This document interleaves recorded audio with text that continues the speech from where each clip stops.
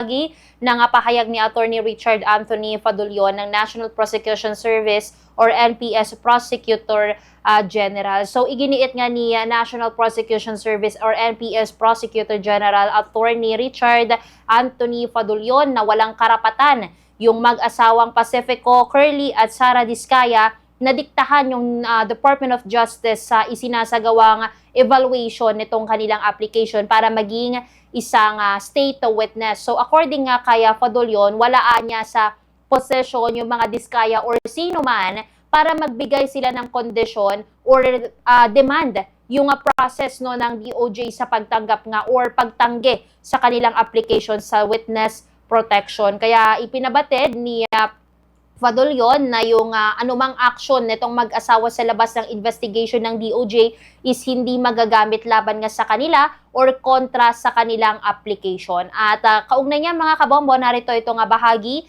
ng pahayag ni Prosecutor General Attorney Richard Anthony Fadulyon. I don't think they're in a position to demand anything at this time. They're applying for supposedly witness protection coverage, and we have our procedures to determine whether or not they will be qualified or not. It is not for anybody to dictate to us how we will go about doing the evaluation. It is not for anybody to impose any conditions. In fact, we will do the evaluation and determine whether or not they will be qualified to be admitted into the program.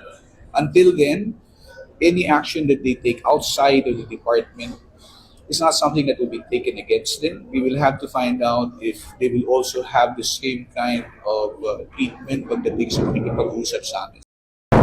So yung paalala kasi ni Fadulyon mga kabombo na yung mga Diskaya is hindi sila nasa posesyon para magbigay nitong kondisyon sa kanilang application is naglalaman yan no, na itong mga napakahalaga din na prinsipyo. Unang-una yung transparency at yung due process is kailangan talaga na panatilihin yan sa lahat ng mga kumbaga level no or stage ng investigation at protection. Pero ganun din, yung pag-identify kasi ni Fadulyon na yung anumang mga action nitong mag-asawa sa labas ng DOJ is hindi possible na gamitin laban sa kanila, nagpapakita yan ng fair naman na pagtrato sa kanila bilang mga aplikante. Pero kapansin-pansin nga din na yung pag-abangan ng DOJ sa kanilang magiging response, no? Especially itinigil nga nitong mga Diskaya yung kanilang cooperation sa ICI or Independent Commission for Infrastructure. So yung mga ganyang kilos ay maaari ang makaapekto sa pagtitiwala ng DOJ sa kanilang application.